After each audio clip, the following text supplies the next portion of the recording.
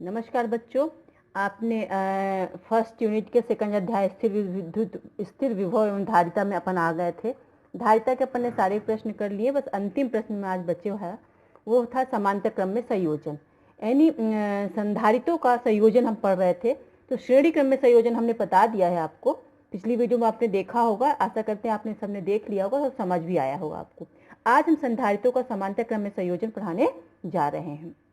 बेटा, ये समांतर क्रम संयोजन जो संधारितों का तो बहुत सरल है। आपको पिछला वीडियो आपने देखा तो बहुत कुछ समझ आ गया होगा। इसमें कुछ भी नहीं होता, बहुत सिंपल वे में मैं आज यहाँ बताऊंगी आपको। तो इसमें अपन क्या करते हैं, संधारितों के समांतर क्रम संयोजन में अपन 2 या 3 से अधिक कितनी भी संधारित ले सकते हैं।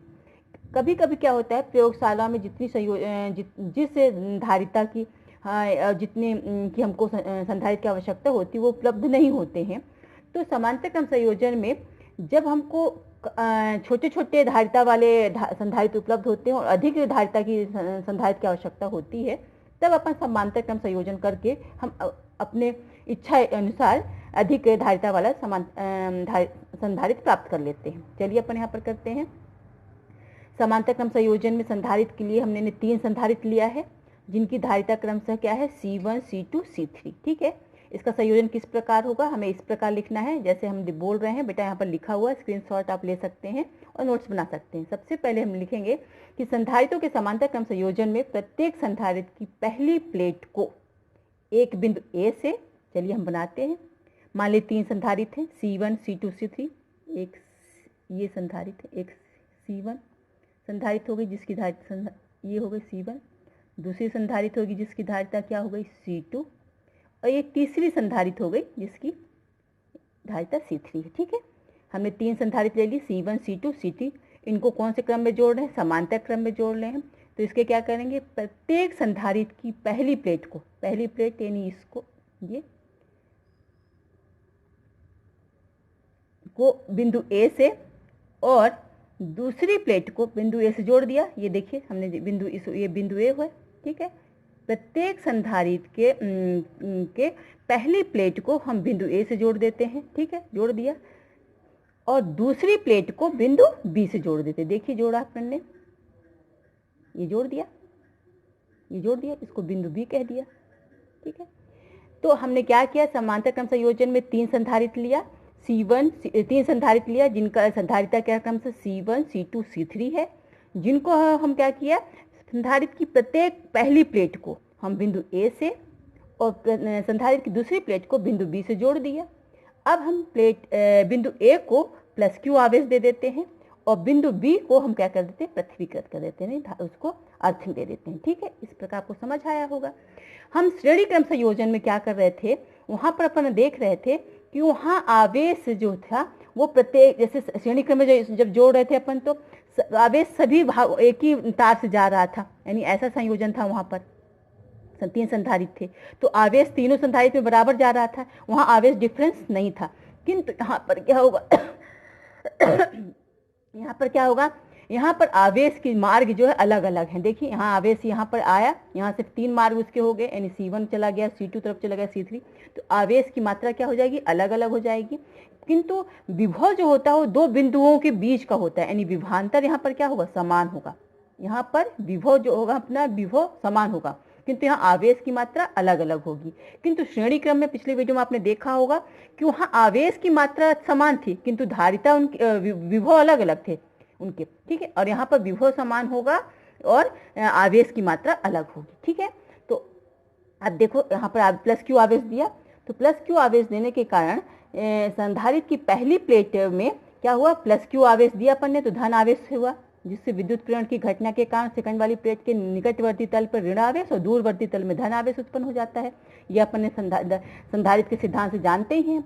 किंतु इसको पृथ्वीकृत किए तो इसका संपूर्ण धन आवेश कहा जाता है, अर्थिंग में चला जाता है। तो शेष क्या जाता है, इसमें शेष सिर्फ ऋण आवेश रह जाती है। तो एक प्लेट धन आवेश की भांति और दूसरी प्लेट ऋण आवेश की भांति कार्य करने लगती है। ठीक है, अब चलते हैं पुनः इसके धारिता की गणना अपन करते हैं। चूंकि यहाँ पर कुल आवेश क्या होगा, Q बराबर क्या हो जाएगा, Q1 plus Q2 plus Q3 होगा।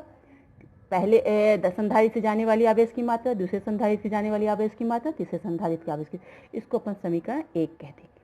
ठीक है, अब क्या होता है, Q1 बराबर क्या हो जाएगा, Q1 बराबर हो जाएगा अपना, क्या होगा, Q1 बराबर होता है, Q1 बराबर हो जाएगा C1 भी, Q2 बराबर क्या हो जाएगा, C2 भी, Q3 बराबर क्या हो जाएगा, C3 भी। ठीक है, क्योंकि विभव दोनों के सभी दो बिंदुओं के बीच समान है। ठीक है, अब मिल गया। अब अपन क्या करते हैं कि तीनों संधारित्रों के तुल्य अपन एक संधारित्र की कल्पना करते हैं, तुल्य संधारित्र की। तो देखिए कोई संधारित्र है, ठीक है, उसको हमने प्लस Q आवेश दे दिया और दूसरी प्लेट को, पहली प्लेट को और दूसरी प्लेट को अर्थिंग कर दिया, तो इसका विभव क्या होगा, V होगा और धारिता क्या होगी, C होगी। तब इसमें क्या होगा, Q बराबर हो जाएगा C भी हो जाएगा। ठीक है, तो इसको इस तरह से ये तुल्य इन तीनों संधारित्र के बराबर एक अकेली संधारित्र है, इसको अपन तुल्य धारिता, तुल्य संधारित्र मान सकते हैं। अब क्या करते हैं, समीकरण 1 में Q1, Q2, Q3 का मान रखने पर, चलिए रख दिया बेटा, तो Q1 रख दिया, तो Q और Q का भी मान रख दिया, तो Q बराबर क्या होगा, C भी, और Q1 बराबर क्या होगा, C1 भी, C2 भी प्लस C3 भी। अब देखिए बेटा, V सब में कॉमन है तो V कॉमन ले लीजिए, तो V कॉमन ले लिया तो क्या होगा, C1 plus C2 plus C3। ठीक है, तो V कैंसिल हो गया, नहीं, C बराबर क्या आ गया, C1 plus C2 plus C3। यह आ गया समांतर क्रम संयोजन में संधारित्रों का मान, तीन संधारित्रों का मान। अतः अपन ये कह सकते हैं कि संधारित्रों के समांतर क्रम संयोजन में तुल्य धारिता प्रत्येक संधारित्र की धारिता के योगफल के बराबर होती है। यानी समांतर क्रम संयोजन में तुल्य धारिता जो मिलती है वो प्रत्येक संधारित्र की अलग अलग धारिता के योग के बराबर होता है। ये आ गया, ये प्रूफ हो गया। तो बेटा आपको यहाँ तक समझ आया होगा, इसमें कुछ भी नहीं, बहुत सिंपल वे में है, जो अपन बोल रहे हैं वही लिखना है। इसमें सबसे पहले एक बार रिकैप आपको बता देते हैं कि अपन क्या करेंगे, संधारित्रों के समांतर क्रम संयोजन में मानेंगे कि तीन संधारित्र हैं क्रमशः C1, C2, C3, तीन संधारित्र हैं जिनकी धारिता क्रमशः C1, C2, C3 है। संधारित्र की प्रत्येक पहली प्लेट को बिंदु A से और दूसरी प्लेट को बिंदु B से हमने जोड़ दिया है। आपने देखा है, फिगर में देख रहे हैं, पहली प्लेट को हमने बिंदु A से, दूसरी प्लेट को B से जोड़ दिया है।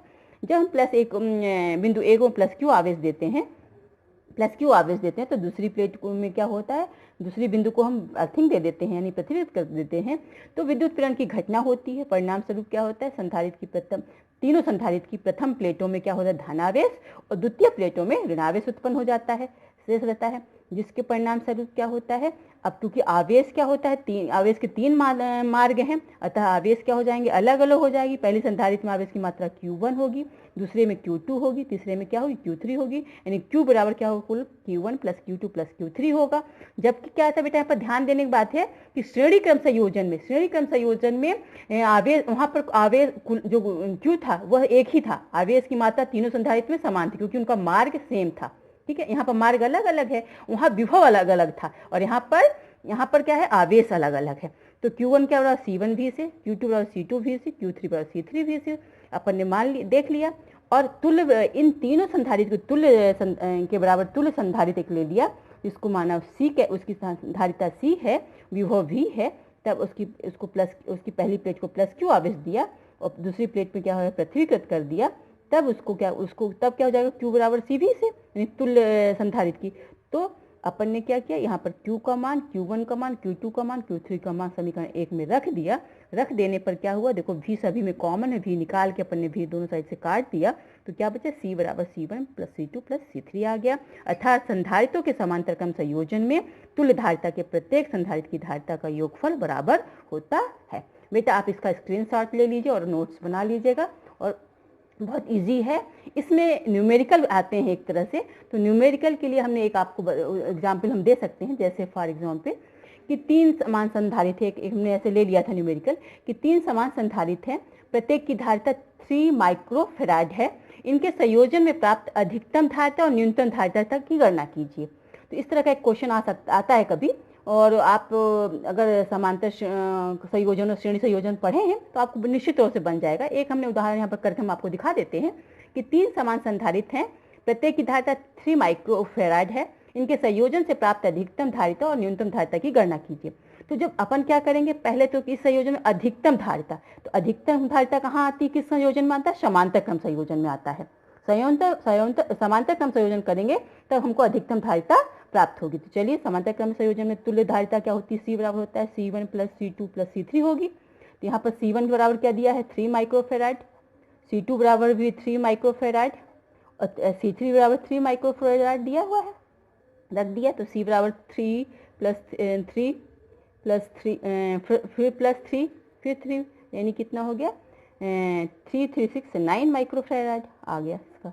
तो ये हो गया समांतर क्रम संयोजन में सबसे अधिक धारिता हमको मिल जाएगी। अब उसने पूछा कि न्यूनतम धारिता की गणना कीजिए, तो न्यूनतम धारणा की गणना क्या होगी, उसमें श्रेणी क्रम में करते हैं। न्यूनतम अगर अपन को धारिता वाली संख्या चाहिए तब उसमें क्या करना पड़ेगा, श्रेणी क्रम में जोड़ना पड़ेगा। और न्यूनतम यहाँ पर एक बच्चों ध्यान रखिए कि 3 माइक्रोफेराड है तो की प्रत्येक धारिता है, तो न्यूनतम माइक्रोफेराड जब न्यूनतम धारिता निकालेंगे तो 3 माइक्रोफेराड से भी कम आएगा। देखिए कैसे आता है।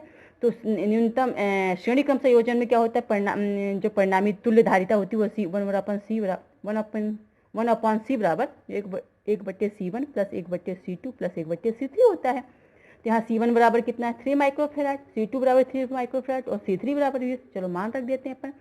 तो 1/3 माइक्रोफेराड प्लस फिर 3 माइक्रोफेराड फिर माइक्रोफेराड, ठीक है, जोड़ दिया। अब अपन ने इस तीनों का एलसीएम आया 3, तो 3 से भाग दिया फिर 1 फिर से 1 तो ये आ गया 1/C बराबर गया 3/3 आ गया माइक्रोफेराड, 3 कैंसिल हो गया तो 1 और 1/C बराबर 1। तो C बराबर कितना आ गया 1। तो क्या हो गया आपको न्यूनतम धारिता कितनी आ गई 1 माइक्रोफेराड आ गई। तो इस तरह से अपन कह सकते हैं कि अगर 3 समान संधारित्र दिए हैं तो न्यूनतम अगर निकालनी है धारिता का मान निकालना है तब अपन श्रेणी क्रम में जोड़ेंगे, और अधिकतम धारिता वाली अगर धारिता की हमको चाहिए तो हम क्या करते हैं समांतर क्रम में जोड़ेंगे। बेटा आशा करते हैं कि आपको श्रेणी संयोजन और समांतर क्रम संयोजन समझ आया होगा।